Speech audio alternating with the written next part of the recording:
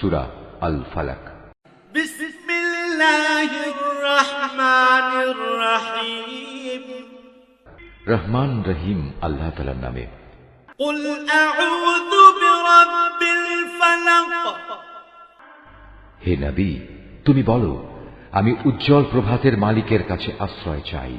মিন শাররি মা খালাক। আশ্রয় চাই তার সৃষ্টি করা প্রতিটি জিনিসের অনিষ্ট থেকে। ওয়া মিন শাররি গাসিকিন ইযা ওয়াকাব।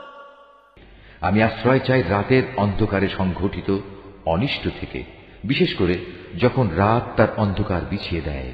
ওয়া মিন শাররিন নাফাসাতি ফিল উকাদ।